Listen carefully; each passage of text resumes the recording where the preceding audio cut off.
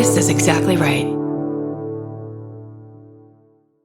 The best time to think about home security is before you need it. That's exactly why there's Simply Safe. Traditional home security only alerts you after a break-in has already happened, and that's too late. Simply Safe is changing that. Simply Safe's US-based live agents identify threats on your property and help deter them so intruders never get to your house. The system is customizable so you can build one that fits your home and your specific needs. The 24/7 professional monitoring is effective and affordable and won't lock you into a long-term contract. I think that's what's so scary for so many people is that long-term contract. And like, what if it turns out you don't like it or need it, but they don't have that because they know you'll like it and you'll know that you need it and feel so much safer when you have it. Like at this point in my life, I would never go without a security system on my house. I just feel safer with actually having Simply Safe around. There's a whole staff at Simply Safe that's waiting to talk to you and help you out. Right now, you can get 50% off your new system by visiting simplysafe.com/MFM. That's half off at simplysafe.com/MFM. There's no safe like Simply Safe. Goodbye. Capture your favorite summer feeling with Pandora Jewelry. Discover a collection inspired by the sunshine, freedom, and moments that make the season unforgettable. From sun-kissed metals to personalized pieces ready to be engraved with your summer mantra. Each design moves with you from beach days to golden nights and every memory in between. Shop Pandora Jewelry's new summer collection in-store or online at pandora.net and let your summer unfold. Goodbye. Summer is for adventures, road trips, and adding a whole lot of miles to your car. That's why it's worth stopping at Valvoline Instant Oil Change first. Their trained techs help you get road trip ready with an oil change and an 18-point maintenance check included with every oil change,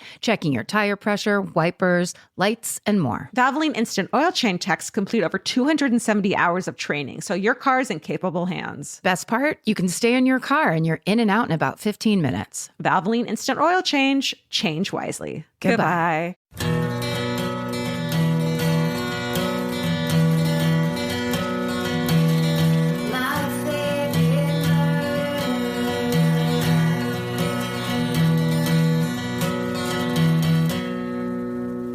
Hello. And welcome to my favorite murder, the Celebrity Hometown Edition. That's right. Celebrities, hometowns, it's all in the name. Right there. Right? Yeah. There's no mystery to this. It's easy. It goes down easy. That's right. There's no heavy lifting on the listener's end. The way we do with all those other podcasts. Not this one. We said no more of the lifting. Our backs can't take it. Our souls can't take it. That's right. Guys, you're going to be very excited about our celebrity today. Mm-hmm. Kind of, I'd say a 5-star celebrity. Absolutely. Wouldn't you? You know him from Parks and Rec. You know him from The Great North. You may have seen him on his recent limited Netflix series, Colin in Black and White. You love him. He plays clubs and colleges all over this country. It's Mr. Nick Offerman. Hello. Hello. Nick, hi. Thank you for being here. I'm so grateful to be here. I love your podcast. I feel weird because I was thinking about it this morning. Can a grizzled, middle-aged guy be called a murderino? Hell yeah. Yeah, that spans genres and ages. Yes. And You're I totally aspire to murderino. It's a comfort. And for that reason, it's really a comfort to hear your voices like you are podcast hosts that I know and love. Oh, that means the world to us. Thank you. Right back at you. Pish.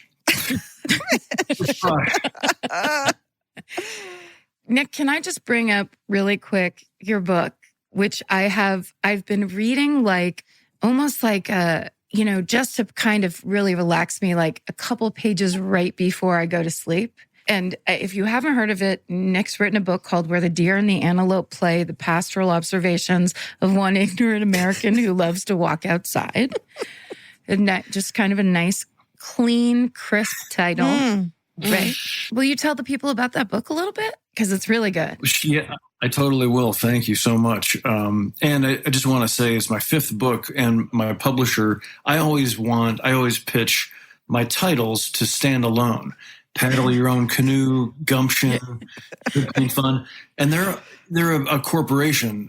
And so they're like, we need to spoon feed the people. Like, who's going to buy a book called Gumption or Where the Deer and the Antelope Play? So it's become this game that I try to enjoy where I try to make myself laugh with the subtitle. I then, so the pastoral observations of one ignorant American who loves to walk outside. And that's basically what it is. It is my sort of musings on our relationship with nature or lack thereof. And by our, I mean us humans. And, the awareness I have through being inspired by agrarian writers like Wendell Berry and Michael Pollan and Aldo Leopold and their ilk, Robin Wall Kimmerer, reading their stuff and coming to understand how dumb we are when it comes to like knowing who makes our food, for example, and and I'm somebody who's interested in it, and I can barely discern this information. Where did this beef come from? Where did these turnips come from? And how are we as a species treating our planet vis-a-vis like creating our food and basically using the resources? So with a sense of humor, the book chronicles in 3 parts travels that I've taken to national parks with my friends Jeff Tweedy and George Saunders. I go visit my shepherd family friends in England, James Rebanks and his family. And then the last third of the book, my wife, Megan Mullally, and myself travel a bunch of the United States in an Airstream that we bought. That's amazing. Yeah, there's a lot of hijinks, but also it's like asking myself and my readers questions like, do we still want to be eating corn in 40 years? And how can we make that happen? Yeah. I mean, starting that book, I was like, I wrote down the phrase agrarian writers because you were talking about, I was like, now I have to do research on reading this book. But it is that kind of thing. I didn't realize there was actually this kind of history of people who have been recording these kind of states of the state and what nature means to man type of things. I guess I just never thought about it before. But like from like page 3, I was like, ooh, that's very true. I need to look further into that.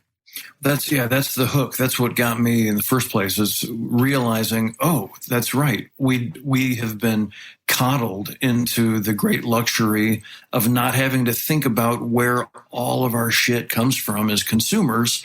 And the corporations love that. They love to keep us completely in our dark bubbles where they're like, just press this button and we'll send you the new version of the thing. And now it comes in 7 colors. And now we want you to buy silverware for every season of the year. Oh my God. I have a question about nature. Do you have any advice for someone who, say, like myself, was traumatized as a kid because her dad took her camping constantly and now nature makes her nervous and seems like a lot of work? Is there something bigger than me that you can, or for people who don't really love camping, outdoorsy stuff? Oh, totally. I mean, the cool thing is nature is actually everything is actually nature. Like this Zoom meeting that we're having right now is a molecular version of nature. And so that's insane. Camping is like in the genre of like getting out into nature, as it were, like, yeah. And achieving, to your degree of comfort or not, a sort of wilderness excursion, whether that means walking through your neighborhood park or going backpacking and like pooping in the woods and stuff. That's just one genre. There's all these other genres of like communing with animals that could be at your local shelter, could be at a local farm. The farmer's market is lousy with nature. It could be like, who makes the best strawberries? Or maybe I should start cultivating the best strawberries in my neighborhood, or whatever that means. I mean, that's the thing, is reminding ourselves, or like, who makes cloth or clothing or leather goods in your area, reminding ourselves. And for me, it comes hand in hand with my woodworking shop quite a bit. Understanding just our materials and where they come from. And, looking at like the way our species rapaciously cuts down forests day in and day out, and how terrible that is for the whole ecosystem. So that's the hilarious hijinks that the book is full of. Stories. I love it. But I think that's really good advice because that's the feeling I had like reading this book is, oh, I am not this way enough. And I have to like now drive myself like 5 miles into the forest to blah, blah, whatever, where it's like, oh no, I can actually just do half steps or beginner steps. You don't have to make that crazy adjustment to still appreciate and get connected to locally sourced, family grown or like farm grown things, or just being a little bit more maybe choosy and active in that like supporting nature idea. It's like when I buy do you ever buy those eggs that are like so free range that they come with a little slip where it tells you what the names of the chickens were that laid the eggs? Totally. Like, I love that. It's like, it's not, hope to God that it's not, as opposed to the horrible things you've seen with factory farming. It's like, oh, there's just a couple nice chickens. That's a good product. There's actually a bit in my book about that very thing because the USDA has the list of words that you can legally put on your eggs. It's all part of the bullshit industrial complex where it's like, among the adjectives you can put on your eggs are organic and also 100% organic. Those are two different categories.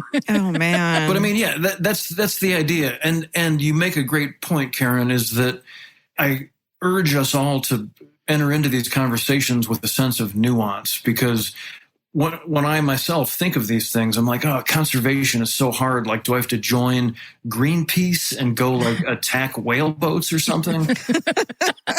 And I even make fun of myself at the end of the book where Megan and I are driving around in a Ford Expedition, pulling a 30-foot Airstream, just guzzling gas like there's no tomorrow. While I'm having these like pastoral musings about our relationship with our natural resources. And the point is, we all are complicit. We all exist in this incredible matrix of electricity and fossil fuels and so forth. That doesn't prohibit us from saying, okay, but let's wrap our heads around what we need to fix, what mistakes we're making. And yes, absolutely. When we are able to travel the country without burning tons of gas, I will happily sign up for that.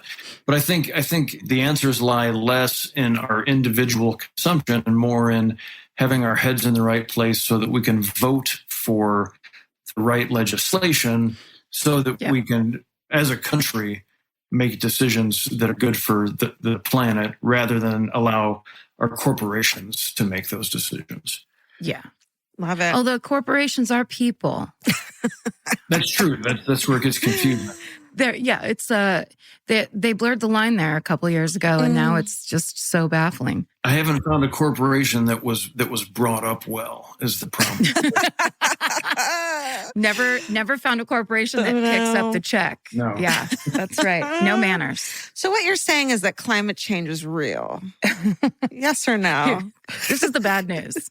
That is what I'm positing. Got it. Breaking news. Yeah. Call Wolf Blitzer. Yeah.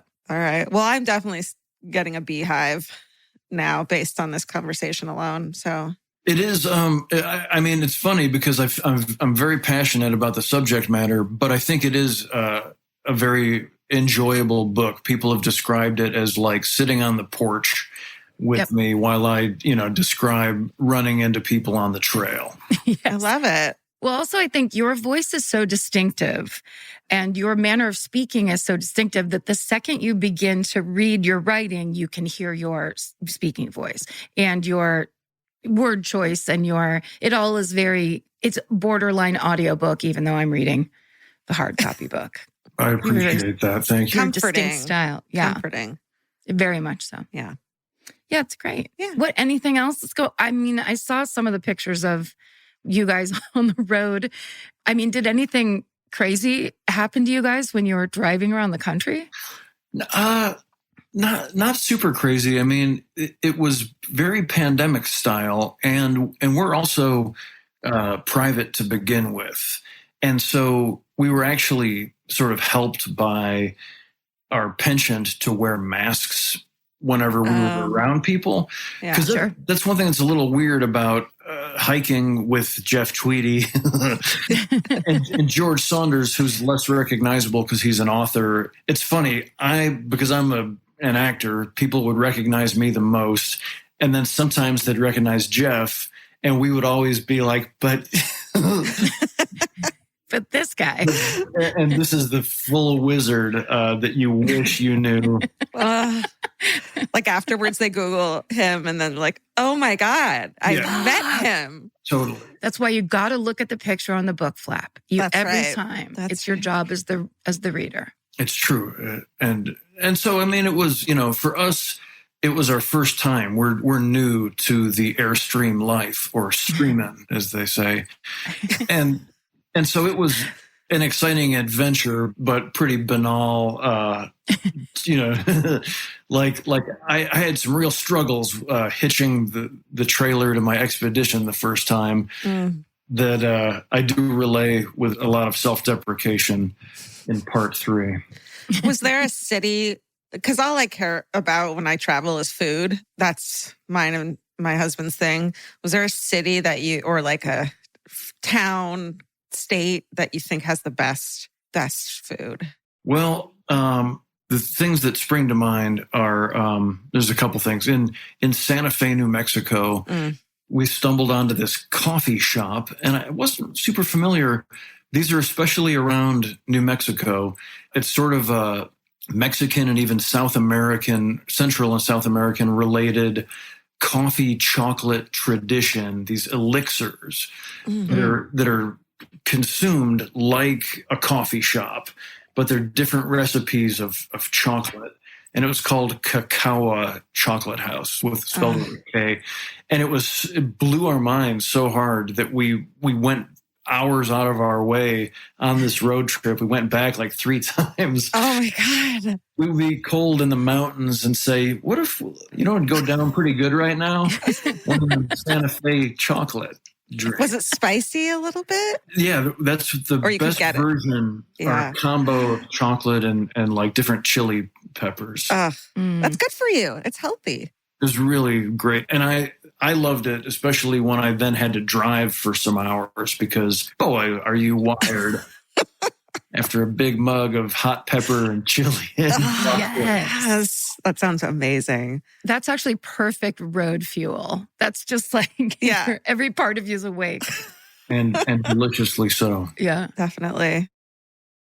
Buying clothes is easy. That's why everyone's always doing it. But finding clothes you actually want to wear is the hard part. Get all your favorite elevated essentials at Quince. Quince specializes in effortless, high-quality essentials like ultra-soft organic cotton and premium Mongolian cashmere sweaters. They're beautifully tailored and built to last. And it's not just apparel. Quince also brings that same everyday elevation to everything they offer, from hotel-quality bedding and bath to kitchen staples, essentials, and thoughtfully designed furniture. They work directly with ethical factories, so you're paying for quality, not brand markup. It's so true that they have wonderful items that aren't just clothes. I have like 3 of their 100% mulberry silk pillowcases. I've bought throws from there. I've bought bedding from there. And it is just as great quality as their clothes and super affordable. Upgrade your everyday. Download the Quince app for app-exclusive offers or go to quince.com/MFM.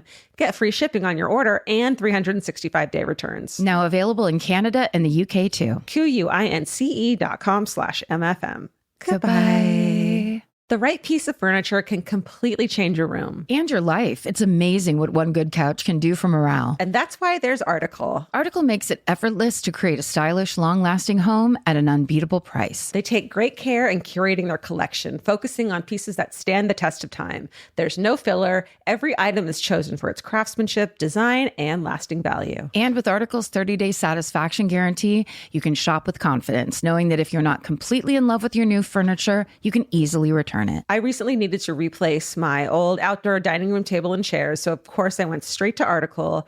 They have the Sarik outdoor dining set. I got it in khaki green. It's such a cute, like minty green. It looks so good in my backyard. I can't wait to have alfresco dinners all summer. You know, we can carve pumpkins on it in fall. It's so beautiful. Article knocked it out of the park once again. Article's offering our listeners $50 off your first purchase of $100 or more. To claim, visit article.com/murder and the discount will be automatically applied at checkout. That's article.com/murder for $50 off your first purchase of $100 or more. Goodbye. Get into the Hyundai Getaway Sales Event and get away with a deal so right it almost feels wrong. Right now, you can get great deals on Hyundai's most popular models, from hybrids to EVs and more. Score on the adventure-ready SUVs like the Hyundai Kona, Tucson, Santa Fe, or Palisade, or the bold and tech-inspired Elantra. And the most advanced and capable Sonata or Sonata Hybrid yet. Or go all-electric with the Ioniq 5 or Ioniq 9. But getting away with a great deal is just the beginning, because every new Hyundai is backed by America's best warranty. Which means you can shop with confidence and drive with unrivaled peace of mind. So get down to your local Hyundai dealer and get away with a deal you'll truly love, but don't wait. The Hyundai Getaway Sales Event won't be around for long. Visit HyundaiUSA.com now for details. Goodbye. Well, Nick, do you want to tell us about your hometown? I will. You know, I grew up in a small town called Manuka, Illinois, that is very conservative. Just a few thousand people when I was growing up. It's grown. I feel like it's up to maybe 12,000, which we recently found out because my dad is actually the mayor. He was just elected the mayor of Manuka. That's amazing. It is. It's unsurprising. I mean, I think most people meeting my dad would be surprised that he wasn't the mayor for the preceding 20 years. But he was like everybody's favorite school teacher. He taught junior high, and he was a basketball coach, and he drove the school bus. He is Manuka. He is. He is Manuka. And his dad actually was the mayor for a while too, my grandpa Ray, when I was a kid. So and my mom is like, she and dad do Meals on Wheels. They just live these wonderful lives of service. We have a big family, and everybody in the family is either a farmer, a nurse, paramedic, 3 librarians, a school teacher, and then my brother works in craft beer. So he's kind of nice. He's the king of the family. He's everyone's favorite. So he is. And so we got into this. I have 3 siblings, and I said, "You guys, are there any murders or true crimes?" And everybody's like, there wasn't there some guy? And there was really nothing very local. There was like a couple stories in the nearby small city of Joliet, Illinois. But I've never felt comfortable identifying with Joliet because we're a very rural family, and Joliet's the big city. They make steel in Joliet. Wow. Yeah. And they have a famous prison, right? Yeah, the Stateville prison. So I have a couple of true crime options, but then I also was talking to my best friend in Los Angeles, his daughter Lola, who was a showgirl. She is a huge, passionate murderino. Oh. And she flipped out to hear that I was doing this. And there's a pretty crazy story that happened across the street from them. The interesting perspective of this Hollywood murder story is that it came through the perspective, it came through the eyes and ears of my godson. So my best friend lives in this East Side neighborhood, and across the street, this older woman named Kathy Davis, who was 81 at the time of this event. She had, I think, she had done a little acting maybe when she was younger. I think she also perhaps was the widow of somebody in the entertainment industry. And so she had this big, nice house and was alone. So she would rent rooms out to actors and musicians and people in the arts. And so one of them was this actor named Johnny Lewis, who had been on Sons of Anarchy and the OC and some other things, and had been dating Katy Perry. And it's a sad story. I did some homework on him, and he had substance abuse problems. The year leading up to this event, He had been in and out of jail. He had custody battles over a daughter, I think, and domestic abuse charges. So nobody was terribly surprised that he got into the kind of trouble that he did. But so my best friend is a wonderful Mr. Mom. His wife has a great job in the film industry. And so he's an artist and just a wonderful dad of a son and daughter. And his son, his older child, let's call him Willis. Willis was in 5th grade, and it was the first time that Dad was leaving him home alone to run downtown and take care of some art business. And, he was pretty nervous, was like, okay, just, you're good. You got everything you need, call me if you have any trouble. And, thankfully, Willis loved his video games. They think he was playing a game probably called Spore. I don't know anything about video games, but Spore was the first guess. Civilization was the second guess. And World of Warcraft was the third guess. So he's playing one of these games, and his room is closest to the street on the 2nd story. So he's playing a game and is super into it and starts hearing screaming and thinks, oh, hang on, pause. The game, this is not in the game. This is across the street. And this screaming is going on, which turns out to be the actor got into some sort of altercation with his landlady, his 81-year-old landlady, and beat her to death.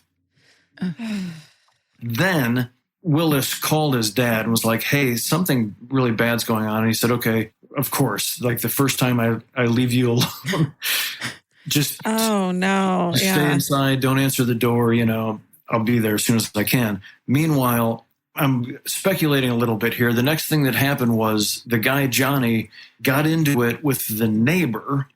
I'm speculating there was a painter up on a ladder at the neighbor's house.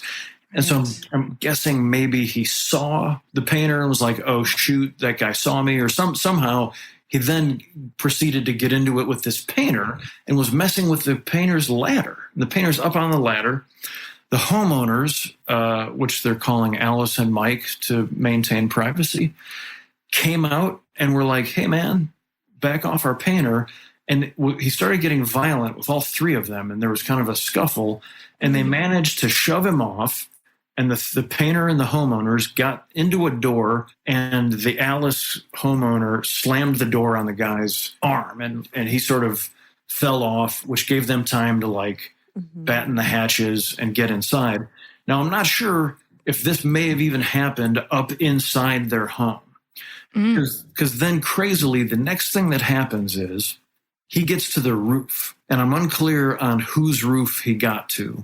But there's a few houses in this neighborhood that, using parkour, I'm sorry to laugh at my cool terminology, but he got to the roof. And at this point, a few houses down, another friendly neighbor heard the screaming, opened her window and said, hey, I'm calling 911. And that's when he began to try to escape via the roof and jumped from house to house. And I'm not sure if it was 2 or 3 houses that he cleared. Houses in the hills are often crazily close to each other. Yeah. But near the house that he rented a room in, he tried to leap to the next house and missed and fell 3 stories to his death in the driveway. Now, fortunately, Willis, the 5th grader, didn't really take it. All he could do was hear. He was frightened. And my friend got home. And, of course, the street's full of police and ambulance.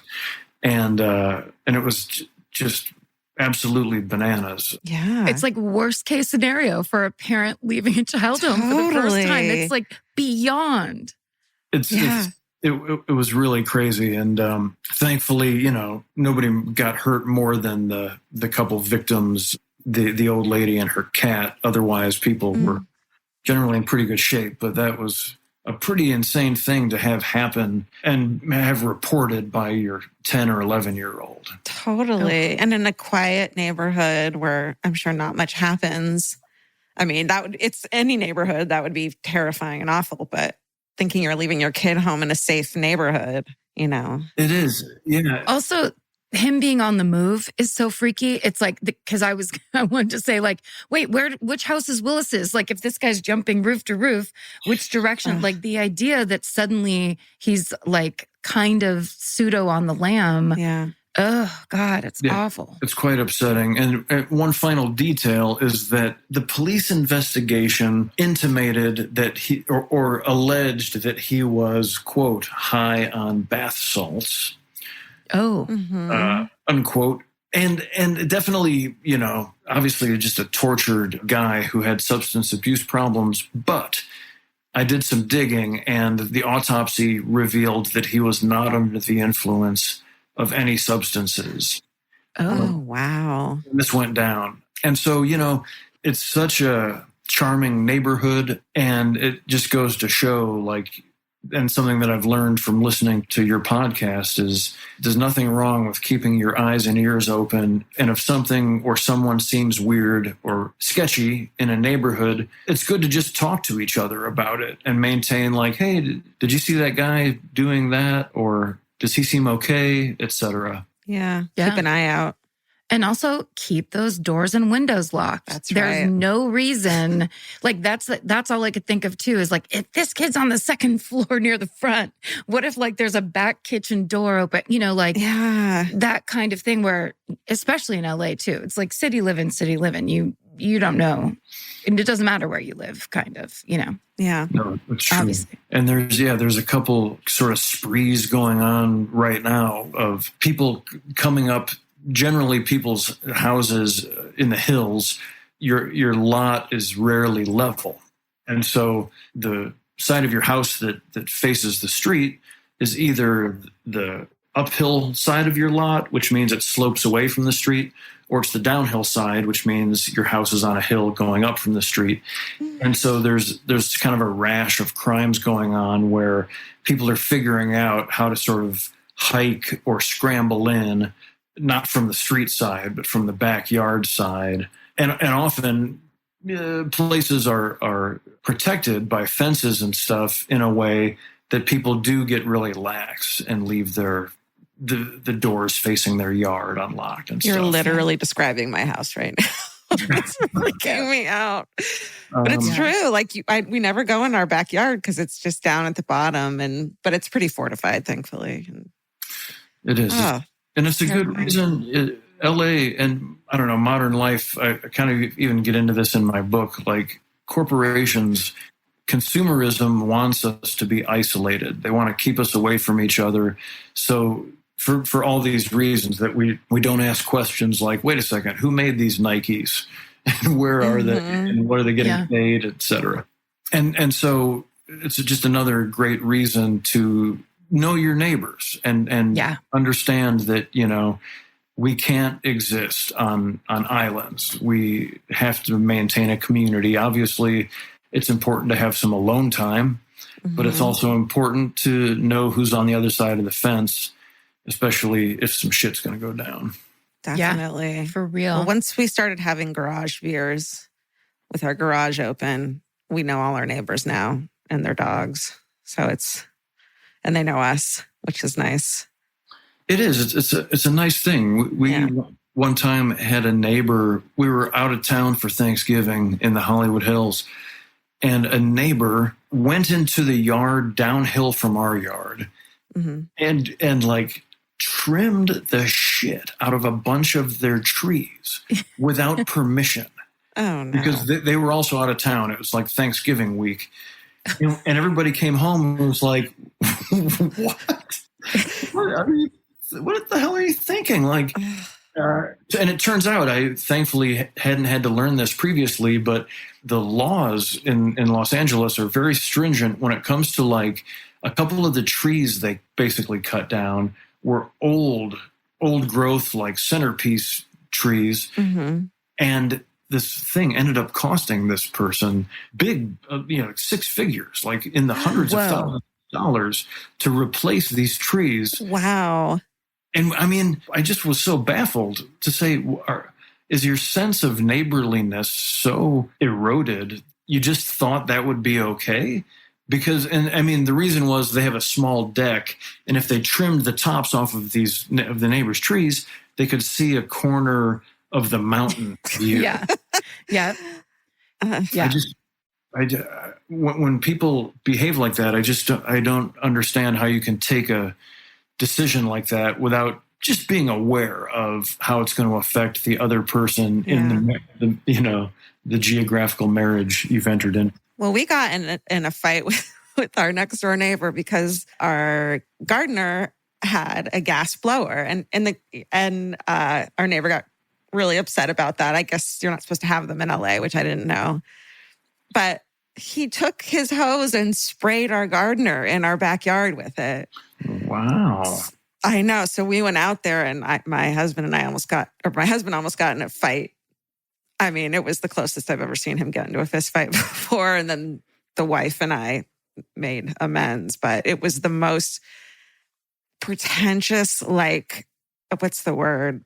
Disgusting. Disgusting. Who the fuck do you think you are? Like, come knock on our door. I should have gotten punched. Yeah. Seriously. Isn't that awful? It's really crazy. Yeah.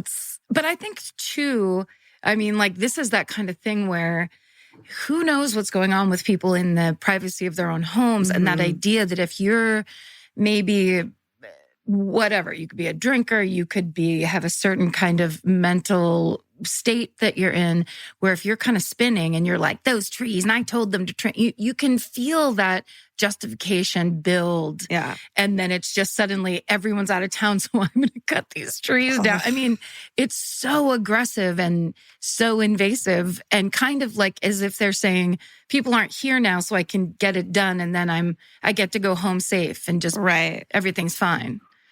It's so crazy. I really don't get it. It's the weird.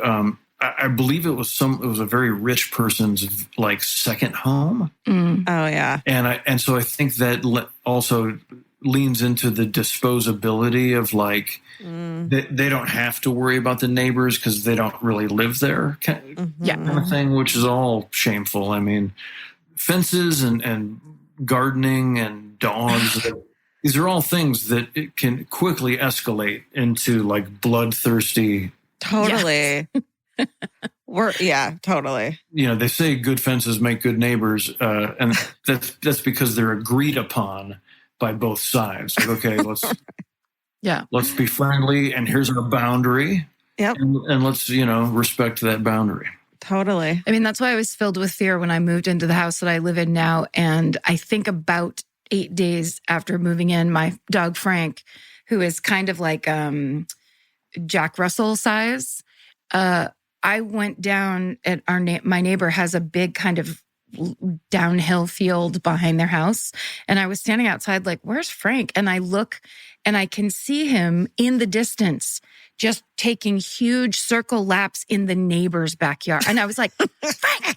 I'm trying to whisper, scream, Frank, get over here. What are you doing? And he was barking and he was running in circles, and then he was barking. And then I was like, okay, well, this is already like all I can hope for. And luckily it turned out to be true. My neighbor, Gail, is a dream neighbor. She is like the loveliest person. She is so kind and considerate and whatever. And she thought it was really funny. Thank God. Because it was like, I just kicked off. Like I moved it like, yeah, we're here now. My dogs are taking over. Like, what am I doing? Meet Frank. He's now in your living room. It was so embarrassing. Thank goodness, though, because anywhere in this country, again and again, you could just as easily live next to somebody who would get their shotgun out. Yeah. Oh, yeah. And not think twice about it because Frank was on their property. Horror. Yeah. Horror. Yeah, exactly. But here's the thing about Frank. He's so meaty and muscly that I think any bullet would repel off of his body. And then he would start to chew it because he eats anything. He's a very strong individual. Will you cap this off with one teen Nick Offerman crime story for us? Yeah, gosh, which one it has? There's a wonderful community theater in Urbana, Illinois, where the University of Illinois is in Champaign, Urbana. And my friends and I in the theater department were very involved in working at this community theater. It's called the Station Theater, the Celebration Company at the Station Theater is what it's called. And we loved it. It was like really high quality little theater company in an old little train station into which they had built like a black box theater. So, I'm guessing there couldn't have been more than 100 seats in this place. Mm-hmm. And we would do like Assassins or, they would just mount like Cats. Oh my God. Tiny little plays. And it was really fun and really groovy, Central Illinois, like hippies doing theater. And so one night, I usually built the sets for the plays I was in. And so I would always have the keys. I would, be sort of like the janitorial guy where like late at night, everybody would be gone and I'd be in charge of sweeping or whatever, locking up. Mm-hmm. So me and a couple friends out behind the train station is a creek called the Boneyard Creek. And we're sitting out by the creek smoking one-hitters of marijuana and cigarettes and like just hanging out. And we hear some noises kind of down the creek a little bit, some power tools. And it's maybe, I don't know, I think it was only midnight-ish. It didn't occur to us, like, why are we hearing a circular saw at midnight? But so we're just kind of hanging out. And a little bit later, I don't know, 15 minutes later, some flashlights were coming along the other side of the creek. And what we're sitting on is a big drainage pipe, maybe 3 feet in diameter, that crosses the creek like a bridge. Mm-hmm. So it was just a cool little footbridgey thing to sit on. So that's where we would sit and smoke. And the flashlights are coming, and my buddy says, "Oh, it's police, it's cops." And we are, paranoid 19-year-olds, and we're like, "Oh shit." And this is 1989, so it's a little more serious to get caught, at least in our heads, smoking one-hitters. So we kind of get up and begin to tiptoe away back towards the theater, at which point, of course, the police notice us and say, "Hey, stop." And we, of course, run. Yeah. Brilliantly take off running. And we got past the train station, across the empty lot, into the parking lot, at which point I got tackled by a tiny, incredibly tough woman that might as well have been Holly Hunter. And she tackled me, sprang to her feet, put her boot on my head, and put her gun on my face. Jesus. What? And my buddy also had the same thing happen to him, basically. And there was 2 of them. Everybody got like tackled and cuffed and thrown into the cars, taken to the station, which was like half a block. And at that point, like basically when that shit went down, I was like, hey, hang on a second. We definitely didn't do like whatever you think we did. This is not adding up. And they were like, "Oh, okay, buddy, tell it to the judge." And so they take us to jail. They keep us separate and they interview us each. And by now it's, 1, 2 in the morning and we're pretty freaked out. Yeah. And we all, basically said, no, we were just hanging out, like smoking cigarettes. None of us even admitted that we were smoking pot. We're just cool theater kids. Like, I don't know, whatever happened. And so I think eventually we all gave the same story separately. And so they decided we were okay. And they told us that a restaurant down the creek had been broken into. And for some reason, they kept an inordinate amount of cash on hand. So someone had, like, the power tools was somebody had broken into this restaurant and stolen like $20,000 in cash. Wow. So a major felony had been committed. And suddenly here's these 3 young guys running from the police. Yeah. And so thankfully, nobody got shot. Yeah. We all kind of like were put back together, and the sun was coming up as we were released into the early Urbana morning. And as we walked out down the front walk, of the sheriff's station, my friend who goes by Gregor Mortis pulled his one-hitter box out of his crotch that he had crotched, kept all the way through the police station. And we were like, are you insane, dude? Because us like soft, like white teenagers, that was like, it might as well have been, a grenade or something. Yeah. And he was like, man, I just bought this like 4 days ago. I'm not going to throw it into the creek. And so we stood and got high in front of the police station to celebrate our victories as young privileged assholes. I mean, easy for me to say 2020 vision, but I would say that would have to have been an inside job. Someone at that restaurant knew that they didn't do like cash drops or whatever. Right. I mean, just in terms of that's not random as someone's like driving around with the circular saw, going, which restaurant will I roll the dice with? Yeah, exactly. Even knowing what tools to bring and, how to break in.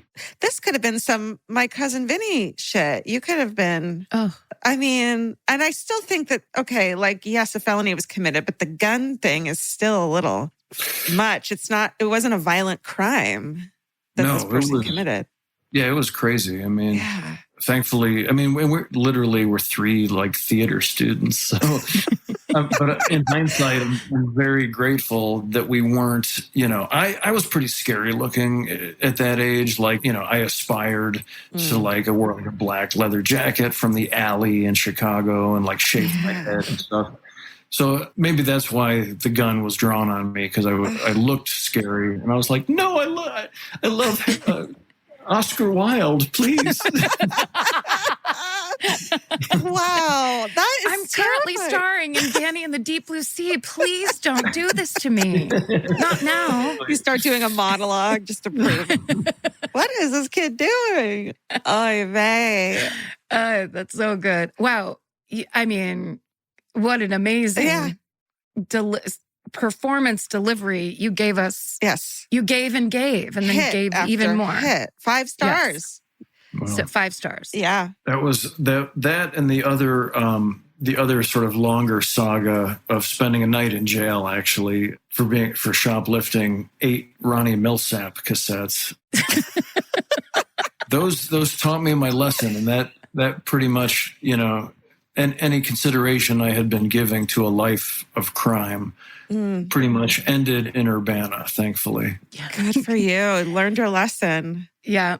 Those cops taught you well, didn't they? They did. Yeah. Well, if anything ever happens again and you need bail, the Murderinos, we've got your back. Yeah, because you are one, Nick. You really are. Yeah. Especially after that performance. Truly. Just wonderful. It was on that hometown night. I might as well have said to that female officer that I would love if she would allow me to both stay sexy and not get murdered. Oh, yes, please. That was smooth. Smooth as silk. You want to plug anything? I mean, you're Nick Offerman, like. I'm thrilled that my book is going over very well. And I would also just plug, because it's a big show. Yeah. I feel I'm like, oh, it's out there, but I'm so grateful to be on The Great North. Yeah, The Great North truly is a great show. It's so fun and it's such good characters. Yeah, it's beautiful. Well, I'm so grateful to be part. Like, the people on it are so funny, but they are just the coolest, most benevolent hearts. The sort of amount of human rights that they package into a flagrantly like shitting, farting, like laugh party. But meanwhile, it's actually really progressive. I really admire them. And I'm so grateful that because I sound a certain way, they're like, no, you're of great value to us. Imagine that. You have to think of everything. And I just sound like a fucking lumberjack. You sound like Beef Tobin, the lumberjack. Yeah. Absolutely. You're that guy. I'll make that so deal good. every time. So there's my plugs. Love it. Oh, that's very good. Anything you want. Nick Offerman, thank you so much for being a guest, a 5-star freaking double story, awesome guest. Yes, we appreciate you taking the time out of your intensely packed schedule. Yeah. We really, it was a big favor, and I really, really appreciate that you actually did it. I remain an ardent fan. Thank you for having me. Ditto. Thank you. Yay. Yay. Nick Offerman, ladies and gentlemen. That's right. Bye. Bye. Elvis, do you want a cookie?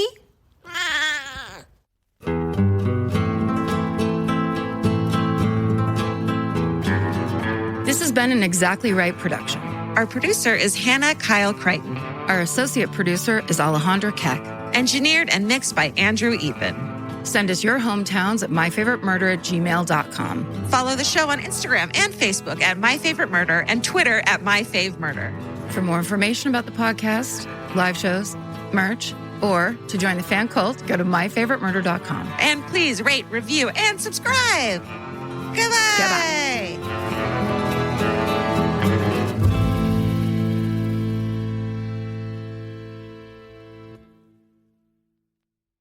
The best time to think about home security is before you need it. That's exactly why there's Simply Safe. Traditional home security only alerts you after a break-in has already happened, and that's too late. Simply Safe is changing that. Simply Safe's US-based live agents identify threats on your property and help deter them so intruders never get to your house. The system is customizable so you can build one that fits your home and your specific needs. The 24/7 professional monitoring is effective and affordable and won't lock you into a long-term contract. I think that's what's so scary for so many people is that long-term contract. And like, what if it turns out you don't like it or need it, but they don't have that because they know you'll like it and you'll know that you need it and feel so much safer when you have it. Like at this point in my life, I would never go without a security system on my house. I just feel safer with actually having Simply Safe around. There's a whole staff at Simply Safe that's waiting to talk to you and help you out. Right now, you can get 50% off your new system by visiting simplysafe.com/MFM. That's half off at simplysafe.com/MFM. There's no safe like Simply Safe. Goodbye. Vacation planning should feel like a breeze, not a deep dive into countless travel sites searching for the best deal. With Cheap Caribbean's Budget Beach Finder, you can search every destination and every date all in one search. You'll save time and money with the Budget Beach Finder. Say goodbye to endless scrolling and tab hopping and hello to Budget Beach Bliss at your fingertips. Go to cheapcaribbean.com to try out the Budget Beach Finder and see just how stress-free vacation planning should be. Goodbye. You know that fantasy where you run into your ex while looking impossibly cute and wildly unbothered? Hill House makes the perfect dress for that moment. Or if you're just running errands. Hill House Home is the brand behind the viral nap dress, known for its signature smocking, ultra-flattering fit, and comfort that makes it a favorite for just about everyone. Celebrities like Taylor Swift, Olivia Rodrigo, Anne Hathaway, and Mindy Kaling have all been spotted in Hill House. These dresses are the definition of versatile, perfect for running errands in the morning and stylish enough for dinner or a party that night. And it's not all they carry. They started with bedding back in 2016, and now you'll find bathrobes, pajamas, children's clothes, and maternity, all with the cutest prints. And it's so true. The hardest time picking out one nap dress because the prints are so dreamy and beautiful. But now that I have it, I'm going to wear it all day, every day. I'm going to throw on my leather jacket at night and look like a total badass. Cowboy boots or cute heels, whatever it is, this nap dress can make it look classy. You look like that classy lady you see at the airport. Hill House makes fun fashion that makes you feel good. Get 15% off your first order of $100 or more at hillhousehome.com with code MURDER15. That's MURDER15 for 15% off at hillhousehome.com. Goodbye.